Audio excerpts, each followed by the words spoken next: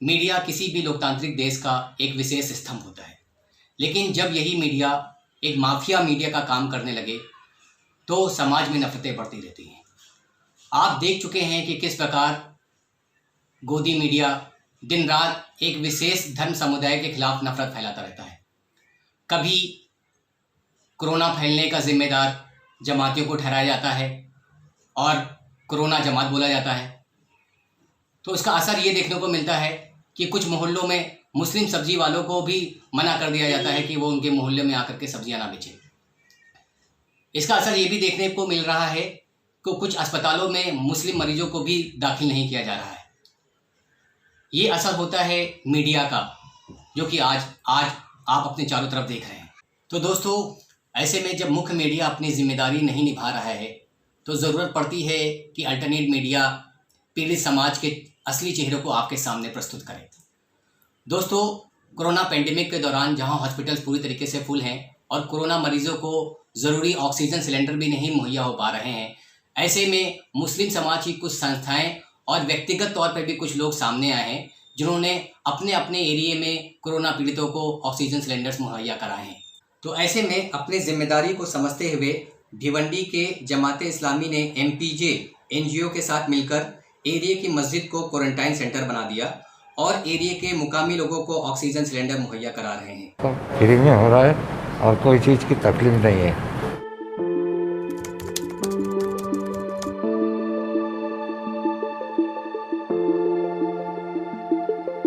अस्सलाम वालेकुम। अल्हम्दुलिल्लाह पिछले 8 दिनों से मक्का मस्जिद शांति नगर भाजी मार्केट भिवंडी में जमात इस्लामी और शांति नगर ट्रस्ट की जानिब से और अलियाने मोहल्ला की जानिब से ये ऑक्सीजन सेंटर चलाया जा रहा है। जैसे ईद ख़त्म हुई, रमज़ान ख़त्म हुआ, तो भिवंडी में अचानक कोरोना की बाढ़ आ गई और कोरोना की बाढ़ आने के बाद जो डॉक्टर्स थे भिवंडी के, वो डॉक्टर्स दवाखाने बंद करने लगे। खौफ के मारे, डर के मारे स्टाफ चला गया, कई वजूहत थी बंद करने की। तो हो रहा ये था कि कोरोना में ज़्यादातर लोगों का जो है तो ऑक्सीजन लेवल डाउन होता था और कुछ लोग दमे के शिकार थे, TB के शिकार थे, उनका भी ऑक्सीजन लेवल डाउन हो रहा था। अब बेचारे घर वाले रिक्शा में एम्बुलेंस में डाल के उनको दवाखानों में दर भटक रहे थे, लेकिन इलाज ना होने की वजह से और वक्त पर ऑक्सीजन ना मिलने की वजह से लोगों का डेथ हो रही थी, लोग इंतकाल कर रहे थे। ये सब चीज़ें देखते हुए हम लोगों ने जमात इस्लामी के ज़िम्मेदारों से मिल के ये तय किया कि कोई क्यों ना एक ऐसा इमरजेंसी ऑक्सीजन सेंटर डाला जाए जहाँ पे ऐसे पेशेंट्स जो ऑक्सीजन की कमी का शिकार हो रहे हैं या उनको परमानेंट ऑक्सीजन लगती रहती है या वो कोविड में है या हाई निमोनिया हुआ है, सीवियर निमोनिया है, डबल निमोनिया है, तो उनको जब तक उनके ज़िम्मेदार, घर के जो ज़िम्मेदार है, कोई हॉस्पिटल अरेंज ना कर ले तब तक हम उनको यहाँ रखें। भले उसमें 2 घंटे लगे, 4 घंटे लगे या 24 घंटे लगे, जब तक ज़िम्मेदार हॉस्पिटल अरेंज करते हैं तो हम लोग उनको यहाँ रखते हैं।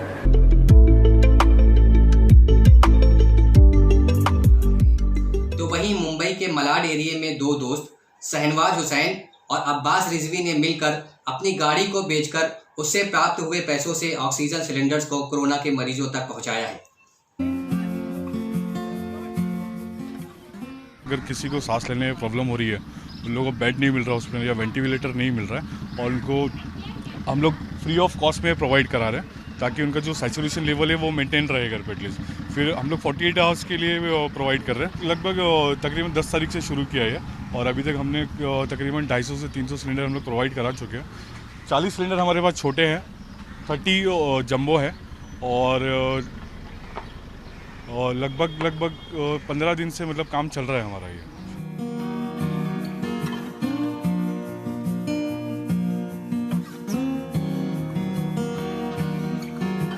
28 मई को मेरी जो मुमानी है, मेरी मामी है, उनकी छोटी बहन 6 मंथ प्रेग्नेंट थी और उनको ऑक्सीजन सपोर्ट की बहुत ज़्यादा ज़रूरत थी। पर 3 से 4 हॉस्पिटल भटकने के बाद में भी किसी ने ना उनको एडमिशन दिया, ना किसी ने रहम खाया और आखिर में कालसीकर हॉस्पिटल के बाहर ही ऑक्सीजन सपोर्ट नहीं मिलने की वजह से उनकी जान चली गई। तो दोस्तों, आपने हमारी इस स्पेशल रिपोर्ट में देखा कि किस प्रकार भिवंडी में जमाते इस्लामी और मलाड एरिया में 2 दोस्तों ने मिलकर कोरोना पीड़ितों की मदद की और उन्हें आवश्यक ऑक्सीजन सिलेंडर मुहैया कराए। दोस्तों, आप भी अपने एरिया में स्थिति की एक्टिविटीज़ कर सकते हैं। अगर आपके एरिया में स्थिति की कोई एक्टिविटी है जिससे मुस्लिम समाज का असली चेहरा लोगों के सामने आ सकता है, तो ऐसे वीडियोस और पिक्चर्स आप स्क्रीन में दिए गए नंबर्स पर हमें भेज सकते हैं। हम उस पर इसी प्रकार की न्यूज़ बनाकर हेल्प 24 टीवी में प्रस्तुत करेंगे। इस प्रकार आप हमारे टीवी चैनल का हिस्सा बन सकते हैं।